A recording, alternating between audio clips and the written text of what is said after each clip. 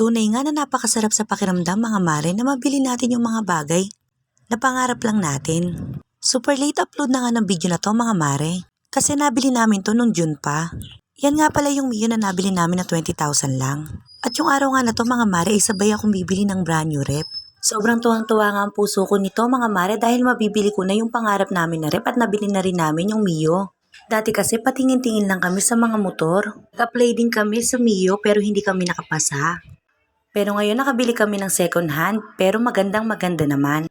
Andito nga kami sa DB Mart at bumili rin ako ng 2 electric pan. Yung isa ay para sa amin at yung isa ay para kay Papa. Binilan ko na rin siya kasi wala siyang electric pan nung mga time na yun. At ito nga yung nabili naming electric pan dahil malakas yung hangin niya talaga. Malakas pa sa kakilala mo, char. 615 nga lang ang bawat isa niyan o diba mga mare mura na din. Pagkayari nga nilang testingin ay sabi ko ay okay na at magbabayad na rin kami sa cashier. Pumunta naman kami sa Home Along dahil wala akong nagustuhan na rep doon. Ito kasi talaga yung nakabihag ng puso ko. Napakaganda ng Everest na to, 2-door na 12,499 lang. At alam nyo bang mga mare, napakalakas niya talagang magyelo at sobrang tipid niya sa kuryente. Ito nga daw yung bestseller nila na rep. Kaya nung nakita ko agad to ay ito talaga yung sabi kong kukunin ko at nagpakuha na nga ako kay kuya. At ito na nga at binaba ni kuya yung rep na kinuha ko. Matagal na to nung nabili namin at ngayon ko lang na voice over. Habang dito nga ako sa cashier ay binabayaran ko na yung halaga ng rep. 12,499 ko siya binayaran.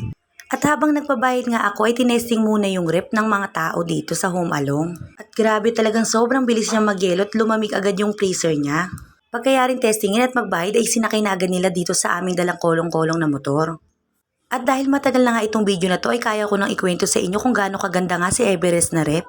At alam nyo ba na napakabilis niya magyelo kahit naka number 1 lang? At alam nyo bang na-amaze ako dito dahil yung chiller niya o yung pangalawang door niya sa baba ay nag-yellow rin yung likod? Yes mga mare, nabilib talaga ako. Ipapakita ko sa inyo kung alin yung nag-yellow sinasabi ko. At ito na nga yung rep kinabukasan na namin binuksan.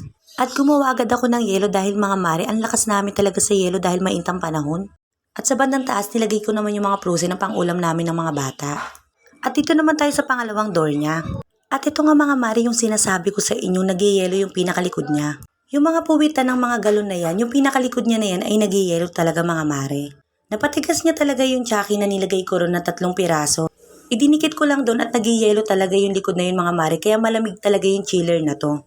Hindi nga pala ito inverter, nakalimutan kong sabihin. Sobrang saya nga ng puso naming mag-asawa dahil nabili namin yung mga bagay na pangarap lang namin dati. Pero sabi ko nga hindi naman sa lahat ng oras ay palagi kaming maluwag. Dumadaan din kami sa pagsubok na lagi kaming kinakapo sa budget. Pero ganun pa man, labis-labis sa itaas sa pasasalamat sa mga biyayang dumarating na hindi namin inaasahan.